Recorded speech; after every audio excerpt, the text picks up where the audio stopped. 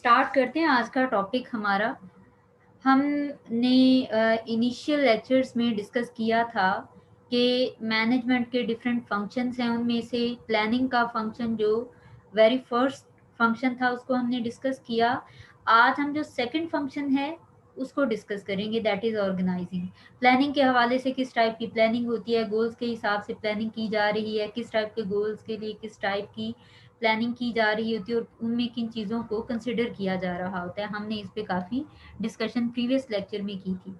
आज हम second function को स्टार्ट करेंगे, दैट इज ऑर्गेनाइजिंग। ऑर्गेनाइजिंग में मैंने आपको थोड़ा सा ओवरव्यू दिया था when we were discussing the functions of management, कि उसमें हम किस तरीके से जॉब्स को ऑर्गेनाइज करते हैं कि क्या कुछ करना पड़ेगा in order to achieve our set goal, किस तरीके से रिसोर्सेज को हम प्लान करेंगे, किस तरह से हमारा जो ओवरऑल स्ट्रक्चर है ऑर्गेनाइजेशन का, कौन किसको रिपोर्ट करेगा, कौन किसके अंडर काम करेगा, कौन क्या काम करेगा, इस टाइप की चीज़ें हमने डिस्कस की थी।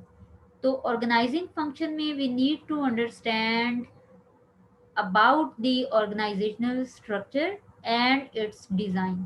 सबसे पहले हम यही चीज़ें पढ़ेंगे, तो आज का चैप्टर हमारा इसी पे बेस्ड है कि ऑर्गेनाइजेशन का स्ट्रक्चर कैसा होता है, उसके अंदर कौन सी चीज़ों को इंक्लूड किया जाता है, और कोई स्ट्रक्चर ऑर्गेनाइजेशन का या एक ऑर्गेनाइजेशन है उसका डिज़ाइन कैसा हो सकता है, या एक ऑर्गेनाइजेशन को के स्ट्रक्चर को कैसे डिज़ाइन किया जा सकता है। अब हम बार बार स्ट्रक्चर की बात कर रहे हैं, तो इसलिए पहले तो हमें जानने की ज़रूरत है कि स्ट्रक्चर है क्या चीज़। उसके बाद फिर वी विल मूव फॉरवर्ड के इसमें कौन सी चीज़ें इंक्लूड होती हैं और कौन सी चीज़ों का क्या मतलब होता है। डिफरेंट टर्मिनोलॉजीज होंगे, डिफरेंट एलिमेंट्स होंगे जो हम डिस्कस करेंगे। वो एलिमेंट्स कौन से हैं जो कि स्ट्रक्चर बनाते हैं और उन एलिमेंट्स का मतलब क्या है, और उनमें फर्दर कुछ कैटेगरीज, कुछ सब टॉपिक्स आएंगे जिनको हम साइड बाय साइड डिस्कस करेंगे। तो let's know about what organisational structure is. Organisational structure कहते हैं the formal arrangement of jobs within an organisation. Organisation की डेफिनेशन आपको मैंने सेकेंड क्लास में पढ़ाई थी कि ग्रुप ऑफ पीपल होता है जो इकट्ठे होते हैं to achieve a common goal, वो ऑर्गेनाइजेशन होती है। अब एक ऑर्गेनाइजेशन के अंदर कॉमन गोल को अचीव करने के लिए या प्रॉफिट्स अर्न करने के लिए अगर कुछ लोगों का ग्रुप इकट्ठा होता है, उसको ऑर्गेनाइजेशन कहेंगे। अब उसमें जो फॉर्मल अरेंजमेंट ऑफ जॉब है कि कौन कौन सा काम किया जाएगा उस पर्पस को अचीव करने के लिए, प्रॉफिट अर्निंग के लिए जॉब को किस तरीके से अरेंज होना चाहिए। जैसे आपको फॉर एग्जांपल मैं बताती हूँ कि हमने हायरार्की ऑफ मैनेजमेंट पढ़ी और उसमें हमने अरेंज किया हुआ था कि टॉप लेवल के मैनेजर्स हैं, वो क्या करेंगे, ऑर्गेनाइजेशन को ग्रो करने के लिए दे will be taking different decisions. Product start करनी है, आउटलेट ओपन करना है, इसकी सेल्स को इंक्रीज करना है, what ever the purpose is, that will be decided by the top level managers. Top पे हमने उन लोगों को रखा, या हमने टॉप पे जो एक्टिविटी, जो जॉब रखी, जो टास्क रखा, वो है ऑर्गेनाइजेशन के ग्रोथ एंड डेवलपमेंट के लिए डिसीजन मेकिंग करना। जैसे वो कहते हैं प्रॉफिट, सेल्स को इंक्रीज करना है, वो उन्होंने डिसीजन लिया। उसके बाद उससे निचले लेवल के लोग जो मिडिल लेवल मैनेजर्स हैं, दे विल डिसाइड कि सेल्स को किस तरीके से इंक्रीज किया जा सकता है, प्रोडक्शन बढ़ानी पड़ेगी, अपनी मार्केटिंग बढ़ानी पड़ेगी, उसको इंटेंस करना पड़ेगा, या डिस्ट्रीब्यूशन के ऊपर फोकस करना पड़ेगा। हमारे जो ट्रांसपोर्टेशन व्हीकल्स हैं जिनके थ्रू हम प्रोडक्ट्स को मार्केट में डिलीवर करते हैं, उनको बढ़ाना पड़ेगा, क्या करना पड़ेगा, दे will B deciding all these things. Arrange हो गया। अब उसमें से अगर तो मार्केटिंग बढ़ानी, मार्केटिंग एफर्ट्स को इंटेंस करना है, तो जो लोअर लेवल मैनेजर्स हैं, जो सुपरवाइजर्स हैं, जो कि एक डिवीजन के मैनेजर हैं, एक डिपार्टमेंट के मैनेजर हैं, मार्केटिंग मैनेजर हो गया, वो ये देखेगा कि मार्केटिंग एफर्ट्स कैसे हम बढ़ा सकते हैं। अगर हम पहले 2-3 मीडिया यूज़ कर रहे थे एडवर्टाइजिंग के लिए, प्रोडक्ट की प्रमोशन के लिए, तो अब हमें 2-4 और मीडियम यूज़ करना पड़ेंगे, फिर वो उसके ऊपर काम कर रहे होंगे। तो आप देखें एक हायरार्की बनी है, फॉर्मल अरेंजमेंट हुई है जॉब्स की, कि टॉप के लोग क्या करेंगे, उससे निचले लोगों को क्या करना पड़ेगा और उससे निचले लोगों को क्या करना पड़ेगा। तो किसी भी ऑर्गेनाइजेशन के अंदर when we are formally arranging the jobs, when we are formally arranging the task या एक्टिविटीज, तो उसको हम कहते हैं ऑर्गेनाइजेशनल स्ट्रक्चर। जैसे हम बिम्स की एग्जांपल लेते हैं, हम कहते हैं कि फॉर्मल अरेंजमेंट क्या है कि all decision will be made by the DG of the beams. और उसके बाद हम देखते हैं क्वालिटी ऑफ एजुकेशन को इम्प्रूव करना है, तो डीजी साहब कहते हैं कि आप क्लास में रिकॉर्डिंग भी फ्राहम करें अपने स्टूडेंट्स को, ऑनलाइन क्लास भी लें, उनके अटेंडेंस का भी ख्याल रखें, स्टूडेंट्स के साथ आप व्हाट्सएप पे भी ग्रुप बनाएं, ताकि उनको कोई भी कहीं पे भी मसला दरपेश आता है तो they will be able to directly contact the teacher और उससे वो समझ पाएँ। उसके बाद एचओडीज जो हैं वो इंश्योर कर रहे होंगे कि कौन सा जो टीचर है वो एलिजिबल है to teach a specific course, जो कि जिसका मास्टर होगा। इस तरह से अब ये फॉर्मली अरेंज किया जा रहा है कि कौन सा काम टॉप लेवल पे होगा, उससे लोअर लेवल पे क्या काम होगा और उससे लोअर लेवल पे कौन सा काम होगा। ये फॉर्मल अरेंजमेंट होगी। इसी तरह के से आपके फीस के इश्यूज आते हैं, एग्ज़ाम के इश्यूज आते हैं, तो आप एग्ज़ाम में बैठे हुए जो लोग हैं 2-4 उनके पास जाते हैं, वो आपके एग्ज़ाम के काम निपटाते हैं, आपके एनरोलमेंट्स और इससे रिलेटेड काम कर रहे होते हैं। इसी तरह से फ़ी आपने डिपॉज़िट करनी है, तो फ़ी का जो भी प्रोसेस है वो आपके फाइनेंस सेक्शन में हो रहा होगा। फिर उसके बाद अब इनसे ऊपर जो इनके डायरेक्टर हैं, डायरेक्टर फाइनेंस, वो अपने अंडर जो भी लोग फाइनेंस के इश्यूज हैं वो उनके बारे में डील कर रहे होंगे कि ठीक है, कोई स्टूडेंट है फाइनेंशियली अगर वो उतना स्टेबल नहीं है, वो एक टाइम में फुल फी अगर पे नहीं कर पाता, तो उसको हमने इंस्टॉलमेंट्स, कितनी इंस्टॉलमेंट अलाउ करनी है, 2 या 3 या इससे भी ज़्यादा, क्योंकि ऑर्गेनाइजेशन के रिसोर्सेज जो हैं उनका भी ख्याल रखना है, जो बाकी एक्टिविटीज़ हैं उनका भी ख्याल रखना है। तो उसके लिए डायरेक्टर फाइनेंस विल डिसाइड के बच्चों को इंस्टॉलमेंट में फ़ी पे करना अलाउ करना है या कि नहीं, या कितने परसेंट बच्चों को अलाउ करना है। अब ये फॉर्मल अरेंजमेंट हो रही है। Decision will be made by the director finance only related to the finances and fees. वो फीस के अलावा कोई डिसीजन नहीं लेंगे। इसी तरह से एग्जाम वाले काम करेंगे। तो ये कौन किसको सुपरवाइज कर रहा होगा, कौन क्या काम करेगा, और उससे ऊपर जो हेड है वो उनको डायरेक्शन प्रोवाइड कर रहा होगा। सम हाउ और दी अदर फॉर्मल अरेंजमेंट इसी तरह से जॉब्स की होती है विद इन दी ऑर्गेनाइजेशन, और इसी फॉर्मल अरेंजमेंट को ऑर्गेनाइजेशन का स्ट्रक्चर कहा जाता है। अब बात आती है ऑर्गेनाइजेशनल डिज़ाइन की कि ये क्या चीज़ है। क्या स्ट्रक्चर और डिज़ाइन सेम चीज़ें हैं? स्ट्रक्चर तो हम पढ़ चुके, formal arrangement of job inside the organisation. Organisational design क्या है? A process involving decisions about 6 key elements. 6 different important factors हैं, इंपॉर्टेंट एलिमेंट्स हैं, जिनके बारे में जब ऑर्गेनाइजेशन डिसाइड कर रही होती है तो उस पूरे प्रोसेस को हम ऑर्गेनाइजेशन का डिज़ाइन कहते हैं। अब ये प्रोसेस है, तो जहाँ पे भी प्रोसेस का वर्ड आता है इसका मतलब ये होता है कि वो कोई एक स्टेज या एक एक्टिविटी नहीं होती है, उसके अंदर मल्टीपल स्टेप्स होते हैं, एक के बाद दूसरा फिर तीसरा चौथा, उसमें स्टेप्स आते हैं।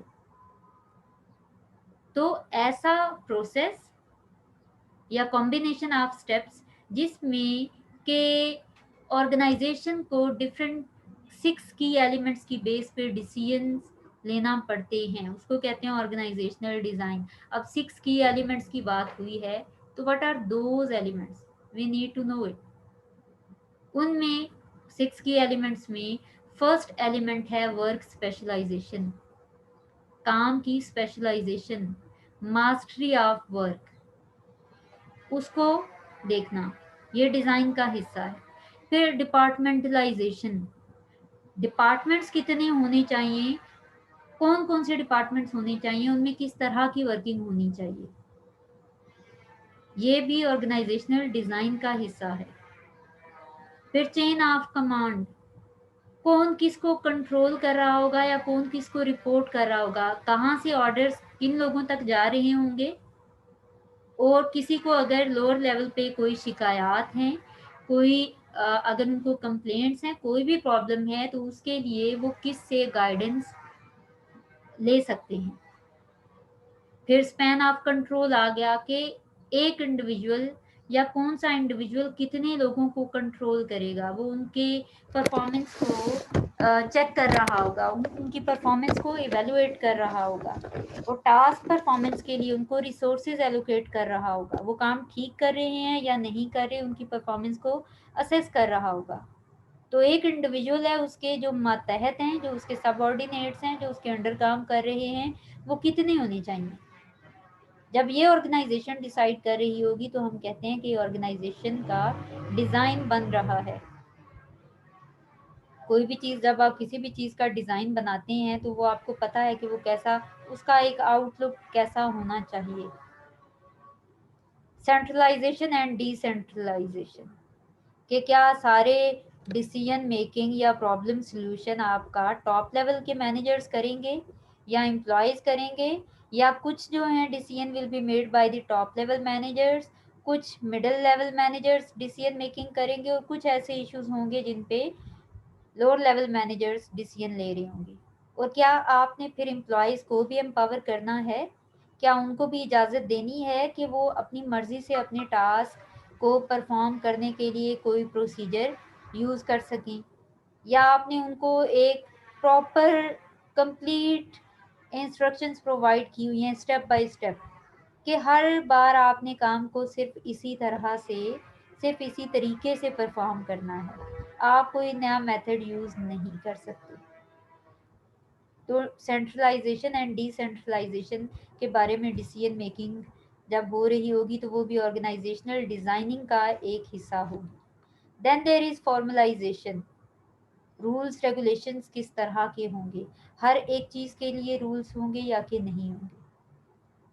तो ये डिपेंड करता है, किसी ऑर्गेनाइजेशन में ज़्यादा होती है फॉर्मलाइजेशन, किसी में कम होती है। अब इनको हम one by one in detail भी पढ़ेंगे। उससे पहले वी नीड टू अंडरस्टैंड कि ये जो हम ऑर्गेनाइज कर रहे हैं, ऑर्गेनाइजेशन का स्ट्रक्चर और डिज़ाइन बना रहे हैं, इसका पर्पस क्या है, इसकी ज़रूरत क्यों पेश आती है। हमने प्लान कर लिया कि क्या अचीव करना है और किस तरह से अचीव करना है, प्रॉपर प्लानिंग कर ली, तो ऑर्गेनाइजिंग की क्या ज़रूरत पड़ी वहाँ पे। तो ऑर्गेनाइजिंग का पर्पस क्या है, या आप कह सकते हैं कि क्यों इम्पोर्टेंट है। इसकी इम्पोर्टेंस ये है कि organising divides work to be done into specific jobs and departments.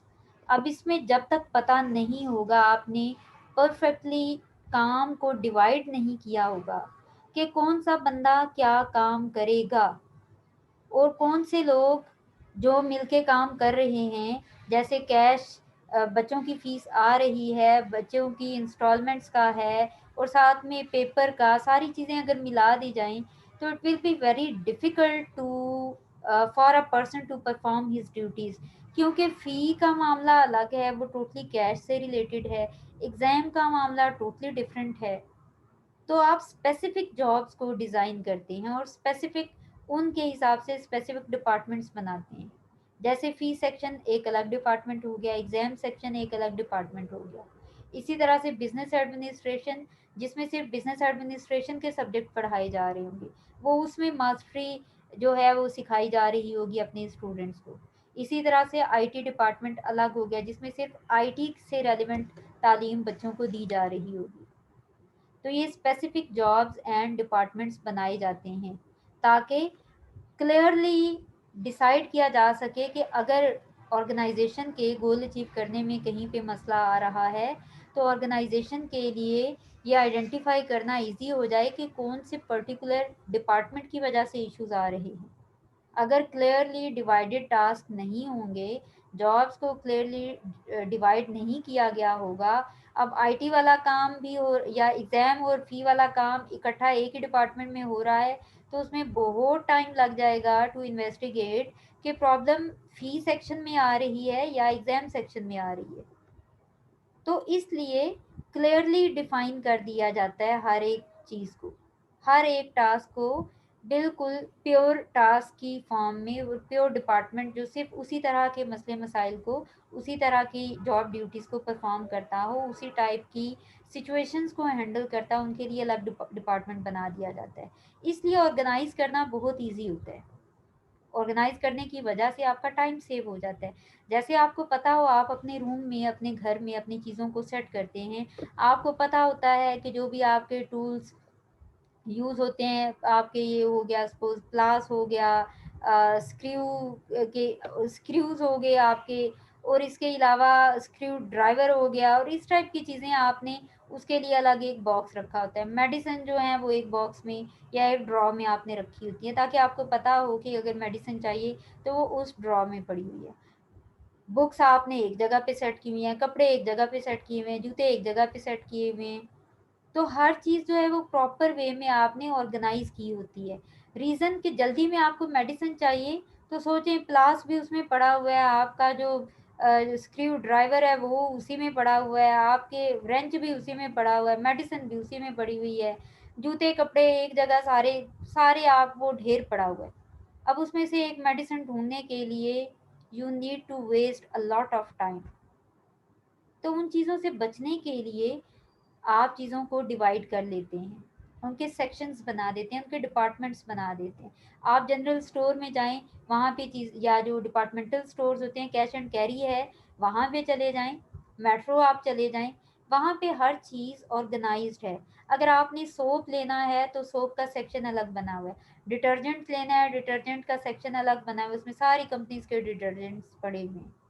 उसके बाद आपने अगर कोई खाने पीने की चीज़ लेनी है तो उसका सेक्शन अलग पड़ा होगा, ऑयल का अलग पड़ा हुआ है, मतलब वो उनमें मज़ीद डिपार्टमेंट्स के अंदर भी फिर उन्होंने छोटे छोटे सेक्शन बनाए होते हैं, जिसमें हर चीज़, डालडा कुकिंग ऑयल है वो एक ही सेक्शन में पड़ा होगा, वो सब इकट्ठा ही होगा। ऐसा नहीं होगा कि डिफरेंट कंपनीज के उन्होंने जो ऑयल्स हैं वो मिला के एक जगह पे रख दिए। रीज़न क्या है कि उनको पता हो कि हमारे स्टॉक में ये चीज़ अब ख़त्म हो गई है, तो हमने उसको रीफ़िल करना है, या यहाँ पे प्रॉब्लम आ रही है, तो उन चीज़ों को क्लियरली डिवाइड किया जाएगा। ऑर्गेनाइज करने का मकसद ये होता है। Then assigns task and responsibilities associated with individual jobs. अब आप जब ऑर्गेनाइज कर रहे हैं प्रॉपर, तो आपको पता है फी सेक्शन है, तो फी सेक्शन में जो लोग काम कर रहे हैं उनके हिसाब से उनकी जॉब ड्यूटीज फी वाली ही होंगी। टीचर है सपोज, तो वो टीचिंग वाली ही सारी उसकी रिस्पॉन्सिबिलिटीज होंगी। उसका पेपर जो है, उसका रिकॉर्ड रखना, या जो आंसर शीट्स हैं और वो सारी चीज़ें, उनका हिसाब किताब रखने की ज़रूरत उसको नहीं है। हर एक इंडिविजुअल एम्प्लॉय की, इसी तरह से एक क्लर्क है, क्लर्क की रिस्पॉन्सिबिलिटीज़ और रोल्स उसकी इंडिविजुअल जॉब के हिसाब से उसको असाइन किए जाएंगे। वो सिर्फ क्लैरिकल ड्यूटीज़ को परफॉर्म करेगा, वो कोई और ड्यूटीज़ नहीं करेगा। पीए है अगर किसी डायरेक्टर का, तो वो सिर्फ उसी डायरेक्टर को असिस्ट कर रहा होगा, वो उसका पर्सनल असिस्टेंट होगा, वो बाकी डायरेक्टर्स की को असिस्ट नहीं करेगा, वो ऑर्गेनाइजेशन के कोई और काम नहीं करेगा। फिर अगर उसमें कोई मसला आता है, तो फिर उससे पूछा जा सकता है कि डायरेक्टर को इस टाइप की सपोर्ट चाहिए थी, जो आपकी ड्यूटी थी आपने क्यों नहीं परफॉर्म किया। उसके हिसाब से आप उसको पनिश कर सकते हैं, उसकी करेक्शन कर सकते हैं, उसकी इम्प्रूवमेंट कर सकते हैं। इसी तरह से अगर किसी ने कोई ड्राइवर है, जगह एक जगह से उठा के उसने प्रोडक्ट्स डिलीवर करनी है मार्केट में, तो उसको पता है कि मैंने इसको बाहिफाजत दूसरी जगह पे डिलीवर करना है, उसकी यही ड्यूटी है, वो सिर्फ उसी के लिए रिस्पॉन्सिबल होगा। अगर उसमें कोई गड़बड़ होती है तो फिर उससे पूछगछ की जाएगी। फिर गोदाम में जो चीज़ पड़ी हुई है उससे उसका कोई लेना देना नहीं है, उसका हिसाब किताब उससे नहीं लिया जाएगा। गोदाम वाले के लिए एक और बंदा जिम्मेदार होगा, जिससे फिर गोदाम के हवाले से क्वेश्चनिंग की जाएगी, वो उसका रिस्पॉन्सिबल है। कोई स्टॉक कम होता है, ज़्यादा होता है, चोरी हो जाता है, वेस्ट होता है, तो वो बंदा उसके लिए रिस्पॉन्सिबल होगा, क्योंकि उसको बताया गया है कि तुम्हारी जॉब सिर्फ इस चीज़ को देखना है। देन ऑर्गेनाइजिंग का फ़ायदा क्या है? It coordinates diverse organisational task अब हर एक ड्यूटी, हर एक जॉब, उसके रोल्स रिस्पॉन्सिबिलिटीज अलग अलग कर दिए गए हैं।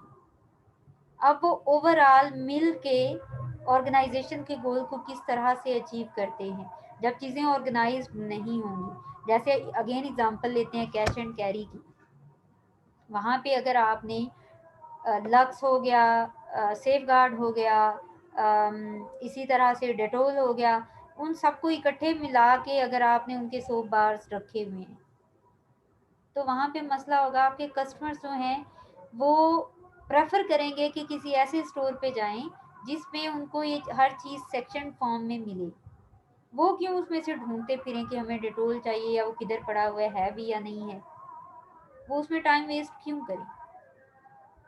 अब इनका पर्पस क्या है कि हर चीज़ बिल्कुल कोऑर्डिनेटेड हो। वहाँ पे डेटोल सोप बार्स ख़त्म हुए, अब उनको पता होगा कि डेटोल वाला सोप जो है यहाँ पे दस्तयाब नहीं है, उसको रिफ़िल करना है। कैश एंड कैरी के जो मालकान होंगे, जो वर्कर्स होंगे, वो वहाँ पे फिर डेटोल सोप ला के रखेंगे। इस तरह से उनको पता है कि हमारे कस्टमर को एक ही छत के तले हर चीज़ ईजीली एक ऑर्गेनाइज्ड वे में दस्तयाब है। यही उनका मकसद है, ताकि लोग जाएं, उनके लिए आसानी हो। और लोग इसी वजह से ऐसे डिपार्टमेंटल स्टोर्स को प्रेफर करते हैं ताकि उनका टाइम सेव हो। क्लस्टर जॉब्स इनटू यूनिट्स, जैसे मैंने पहले बात की कि फ़ी है, आपकी फुल फ़ी आप पे कर रहे हैं, आप इंस्टॉलमेंट में पे कर रहे हैं, आपके फ़ाइन हैं, पैसे के मामला जितने भी हैं स्टूडेंट्स के, वो फ़ी सेक्शन हैंडल करेगा। अब आप डिफरेंट जॉब्स को क्लस्टर कर रहे हैं, उनको इकट्ठा कर रहे हैं, उनका एक ग्रुप बना रहे हैं इनटू वन यूनिट फी सेक्शन। जितना भी कैश पे करना है वो सारा एक फी सेक्शन यूनिट जो है उसके अंदर वो डील करेगा इसको। चाहे वो फाइन है, चाहे कोई पेनल्टी है, चाहे वो फी डिपॉजिट है, चाहे वो कुछ भी ऐसा इशू है जो कि पैसे से रिलेटेड होगा। Then establishes relationships among individuals, groups and departments. अब इसके लिए हम पुराने वाली एग्जांपल अपनी लेते हैं जो हमने बात की थी कि अगर तो ऑर्गेनाइजेशन अपनी नंबर ऑफ यूज़र्स बढ़ाना चाहती है प्रोडक्ट के, अपने कस्टमर्स बढ़ाना चाहती है, या हम कह सकते हैं इन अदर वर्ड्स के सेल्स को बढ़ाना चाहती है, तो क्या करेगी वो? मार्केटिंग अच्छी करेगी, प्रोडक्शन अच्छी करेगी, डिस्ट्रीब्यूशन अच्छी करेगी। अब यहाँ पे इंडिविजुअल जॉब्स क्या हैं कि डिस्ट्रीब्यूशन जो मार्केटिंग है उसमें एक बंदा प्लान कर रहा है कि कब कब कस्टमर्स को हमने मैसेज करना है, कब कब टीवी पे हमने ऐड चलाना है, या किन किन जगहों पे हमने ऐड देना है। इंडिविजुअल जॉब डिज़ाइन हो रही है। उसके साथ साथ अगर ग्रुप फॉर्म में देखें तो डिज़ाइन हो रहा होगा, एक बंदा स्ट्रेटजी बना रहा होगा कि ठीक है हमें फ़लाँ फ़लाँ टाइम में फ़लाँ फ़लाँ मीडियम पे ऐड देना पड़ेगा। दूसरा बंदा वो काम कर रहा होगा, फिर एक बंदा इस चीज़ का चेक एंड बैलेंस कर रहा होगा जो कि डायरेक्टर होगा, जो कि सुपरवाइज़र होगा। फिर ओवरऑल मार्केटिंग डिपार्टमेंट में जितने भी लोग काम कर रहे हैं वो मिल के अपनी सारे काम, उनके सारे काम मिला के मार्केटिंग डिपार्टमेंट की परफॉर्मेंस बन रही होगी। मार्केटिंग डिपार्टमेंट का जो टारगेट है वो अचीव कर रहे होंगे। तो इंडिविजुअल, ग्रुप और डिपार्टमेंट में जितने भी लोग काम कर रहे हैं उन सब का आपस में टास्क के हवाले से और टारगेट के और गोल के हवाले से एक रिलेशनशिप इस्टेब्लिश होता है बिकॉज ऑफ ऑर्गेनाइजिंग। अगर ऑर्गेनाइज्ड नहीं होगा तो फिर तो मार्केटिंग के लोग कौन से हैं, कोई मुश्किल है या क्या करना है, क्या नहीं करना, कैसे करना है, वो तो फिर मुश्किल पेश आ जाएगी ना। अगर एक ही बंदा ढेर सारी ड्यूटीज़ मार्केटिंग भी कर रहा है, प्रोडक्शन भी कर रहा है, डिस्ट्रीब्यूशन भी कर रहा है, तो फिर उसके लिए हैक्टिक हो जाएगा। इसलिए आप जॉब्स को डिवाइड कर देते हैं, ऑर्गेनाइज कर देते हैं। Then it establishes formal lines of authority. अब लाइन ऑफ अथॉरिटी बन रही है कि मार्केटिंग जो सेल्स एग्जेक्टिव्स हैं वो अपने सेल्स के या सेल्स रिप्रेजेंटेटिव्स हो गए, सेल्स एग्जेक्टिव्स हो गए जो कि डायरेक्टली कस्टमर्स को प्रोडक्ट सेल कर रहे हैं, वो किस को रिपोर्ट कर रहे होंगे? सेल्स डिपार्टमेंट के मैनेजर को, या अपने सेल्स सुपरवाइज़र को, या जो भी उनका रीजनल सेल ऑफिसर है उसको। तो कौन किसको रिपोर्ट कर रहा होगा अपने टास्क के हवाले से, कौन किसके इंस्ट्रक्शंस को फॉलो कर रहा होगा, ये जब ऑर्गेनाइज्ड होगी ऑर्गेनाइजेशन तब ही इजीली आइडेंटिफाइबल होगा। वरना समझ ही नहीं आएगी कि मेरा बॉस कौन सा है, किसके इंस्ट्रक्शंस को फॉलो करना है। हर बंदा अपने इंस्ट्रक्शन दे रहा हो तो आपको कोई कुछ कह रहा होगा, कोई कुछ कह रहा होगा, हर एक को आप खुश नहीं कर पाएंगे और आपकी परफॉर्मेंस अफेक्ट हो जाएगी। That's why organizing is a must in an organization. It allocates and deploys organizational resources. जब पता होगा कि प्रोडक्शन हमें बढ़ानी है तो प्रोडक्शन बढ़ाने, सेल्स अगर बढ़ानी है तो उसके लिए हमें कितने यूनिट्स प्रोड्यूस करने होंगे, आप उतने रिसोर्सेज प्रोडक्शन में लगा देंगे। अगर आपकी प्रोडक्शन ठीक है, कस्टमर्स आपके पास कम हैं, तो मार्केटिंग एफर्ट्स करनी पड़ेंगी। फिर आपके जो खर्चे हो रहे होंगे, जो ऑर्गेनाइजेशन रिसोर्सेज यूटिलाइज कर रही होगी, वो हो रहे होंगे मार्केटिंग डिपार्टमेंट में ज़्यादा एलोकेट हो रहे होंगे कि आप मार्केटिंग बढ़ाओ ताकि ज़्यादा लोगों को अवेयरनेस क्रिएट की जाए कि उनके लिए एक प्रोडक्ट हमारे पास मौजूद है जो कि उनके प्रॉब्लम को रिजॉल्व कर सकती है या उनकी नीड को सेटिस्फाई कर सकती है, या वो अपनी ज़रूरियात हमारी प्रोडक्ट को यूटिलाइज करके पूरी कर सकते हैं। उसके लिए लोगों को बताना ज़रूरी है, तो बताने वाला काम करेगा मार्केटिंग डिपार्टमेंट। अगर मार्केटिंग भी अच्छी है, जो प्रोडक्शन है वो भी अच्छी है, तो फिर मसला डिस्ट्रीब्यूशन में आ रहा है। तो इसका मतलब ये कि प्रोडक्ट तैयार भी है, डिमांड भी है प्रोडक्ट की, लेकिन वो लोगों को अवेलेबल नहीं है। तो अवेलेबिलिटी को इंश्योर करने के लिए फिर जो है वो रिसोर्सेज ज़्यादा एलोकेट किए जा रहे होंगे डिस्ट्रीब्यूशन चैनल में। आप कोई नया ट्रक, कोई नया व्हीकल जो है वो परचेज करेंगे ताकि आप प्रोडक्ट को डिलीवर कर सकें। अब हम पढ़ते हैं वन बाय वन, जो हमने की एलिमेंट्स की बात की थी इन एन ऑर्गेनाइजेशनल स्ट्रक्चर या इन एन ऑर्गेनाइजेशनल डिज़ाइन। अब जो डिज़ाइन है ऑर्गेनाइजेशन का, जब वो हम बना रहे होते हैं तो वो डिज़ाइन कंप्लीट होने के बाद ऑर्गेनाइजेशन का स्ट्रक्चर बनता है, या ऑर्गेनाइजेशन डिज़ाइन की बेस पे हम देखते हैं कि ऑर्गेनाइजेशन का स्ट्रक्चर क्या बन रहा है। तो हम पढ़ते हैं वन बाय वन, जो कि 6 एलिमेंट्स की हमने बात की थी। उनमें से first element was work specialization. अब ये है क्या? The degree to which tasks in the organization are divided into separate jobs with each step completed by a different person. अब एक बंदा एक ही तरह का काम डेली बेसिस पे कर रहा है तो ऑफ कोर्स वो उसमें मास्टर हो जाएगा। अब एक बंदा सपोज रॉ मटेरियल जो है वो मशीनरी में डाल रहा है, वो बस यही काम कर रहा है, तो वो काम करते करते करते करते अब उसकी स्पीड बढ़ जाएगी। उसके उल्टा अगर आप ये सोचें कि एक बंदा रॉ मटेरियल मशीन में डालता है, फिर वो बैठता है, मशीन को इंस्ट्रक्शन देता है या उसको मैनुअली जिस तरीके से भी ऑपरेट करता है, प्रोडक्ट बन के निकलती है रॉ फॉर्म में, फिर वो उसकी लेबलिंग पैकेजिंग करता है, फिर लेबलिंग करता है और उसके बाद उसको गोडाउन में शिफ्ट कर देता है, उसको वेयर हाउस में शिफ्ट कर देता है। अब इसके अंदर तो वैरायटी ऑफ स्किल भी यूज़ हो रही है, टाइम भी ज़्यादा लग रहा है। इसकी बजाय आप ये सोचें कि एक बंदा जो है वो सिर्फ मशीन में रॉ मटेरियल डालता जाता है, वो सिर्फ ये काम करता है। एक दूसरा बंदा मशीन को ऑपरेट करता है। एक तीसरा बंदा जब प्रोडक्ट बन के मशीन से निकलती है तो उसकी पैकेजिंग, उसको पैकेजिंग वाले एरिया में सिर्फ लेके जाता है, वो ये काम करता है। चौथा बंदा जो है वो सिर्फ उसको पैक करता जाता है। वो पैकेजिंग करते करते शुरू में थोड़ा टाइम ज़्यादा लगेगा, फिर वो करते करते उसको पता ही नहीं होगा, उसके हाथ चलते जा रहे हैं चलते जा रहे हैं, वो पैकेजिंग में एक्सपर्ट हो जाएगा। और फिर उसके बाद एक और बंदा जो पांचवा है वो उसकी लेबलिंग कर रहा होगा, वो यूजफुल हो जाएगा उसी चीज़ की। तो उसकी रफ्तार, उसकी स्पीड, उसकी जो वर्क की एफिशिएंसी है, उसकी जो परफॉर्मेंस है वो बढ़ जाएगी।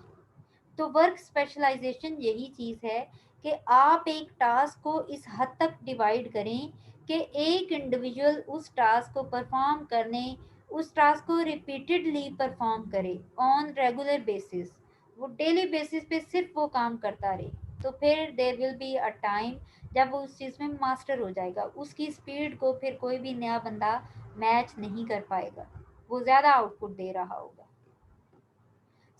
Over specialization can result in human diseconomies from boredom, fatigue, stress, poor quality, increased absenteeism and higher turnover।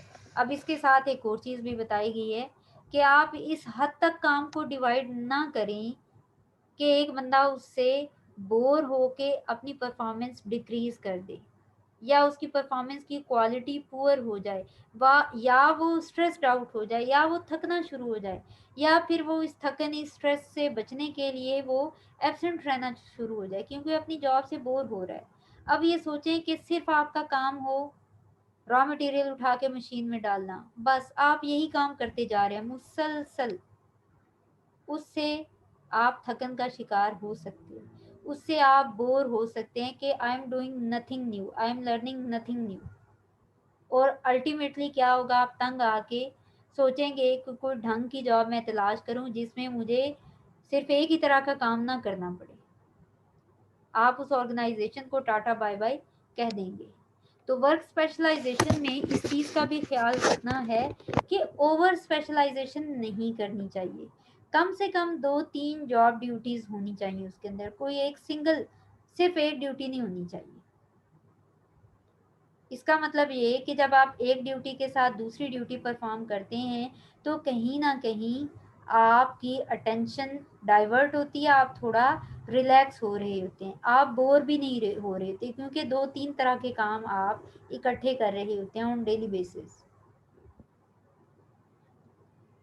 अब डिपेंड करता है कि किस ऑर्गेनाइजेशन में कितनी स्पेशलाइजेशन होनी चाहिए या काम को मैक्सिमम कितना किस हद तक डिवाइड करना चाहिए कि उससे एम्प्लॉय भी बोर ना हो और काम भी एफिशिएंटली परफॉर्म होता रहे। Then there is another factor that is departmentalization. अब जब हम डिपार्टमेंटलाइजेशन की बात करते हैं, दैट मीन्स के we are dividing our task related task into a specific department. जैसे मैंने फी डिपार्टमेंट कहा, फाइनेंस डिपार्टमेंट हो गया, मार्केटिंग डिपार्टमेंट हो गया, प्रोडक्शन डिपार्टमेंट हो गया। प्रोडक्शन वाले क्या कर रहे होंगे, रॉ मटेरियल खरीद रहे होंगे, रॉ मटेरियल से फाइनल गुड में या फाइनल प्रोडक्ट में कन्वर्ट कर रहे होंगे रॉ मटेरियल को।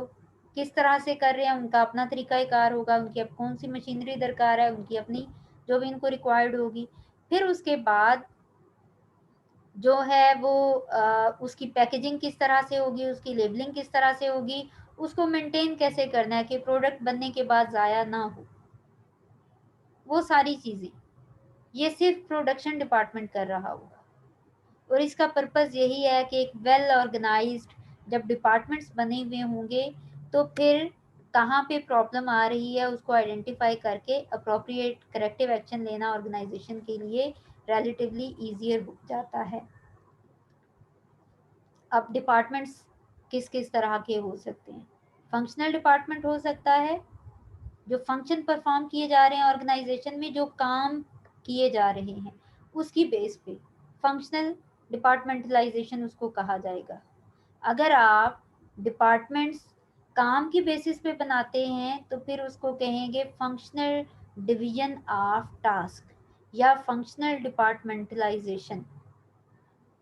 जैसे आप हाइजीन के लिए एक डिपार्टमेंट बना देते हैं, उसमें आपके शैम्पूज आ गए, या स्किन केयर कर लेते हैं या हेयर केयर कर लेते हैं, शैम्पूज आपके कंडीशनर ऑयल्स वो उस सेक्शन में आप रख देते हैं। या फिर हम जैसे बात कर रहे थे मार्केटिंग डिपार्टमेंट, मार्केटिंग एक्टिविटीज़ उस डिपार्टमेंट में परफॉर्म की जा रही हैं। प्रोडक्शन डिपार्टमेंट जिसमें सिर्फ प्रोडक्शन का काम हो रहा है। डिस्ट्रीब्यूशन डिपार्टमेंट या सप्लाई चेन डिपार्टमेंट हो गया जिसमें सिर्फ डिस्ट्रीब्यूशन या सप्लाई किया जा रहा है, सिर्फ उस टाइप की एक्टिविटीज़ उसमें परफॉर्म की जा रही हैं। तो इन बेसिस पे भी फंक्शन की बेसिस पे भी डिपार्टमेंटलाइजेशन की जाती है। इसके अलावा प्रोडक्ट की बेस पे भी grouping jobs by product line, कि जो आपकी किस तरह की प्रोडक्ट है उसके हिसाब से एक अलग डिपार्टमेंट आप बना दो। अगर आप सोप बना रहे हैं तो सोप का अलग से डिपार्टमेंट है, शैम्पूज बना रहे हैं तो शैम्पूज का अलग से डिपार्टमेंट है, कंडीशनर बना रहे हैं अलग से डिपार्टमेंट है, कोई सीरियल बना रहे हैं तो उसका अलग से डिपार्टमेंट है। आप प्रोडक्ट की बेस पे डिपार्टमेंट बना दें। क्लोथिंग है, अगर गारमेंट्स बना रहे हैं तो उनका अलग से डिपार्टमेंट है। प्रोडक्ट की बेस पे आप जब डिपार्टमेंटलाइजेशन कर रहे होते हैं तो उसको प्रोडक्ट डिपार्टमेंटलाइजेशन कहते हैं।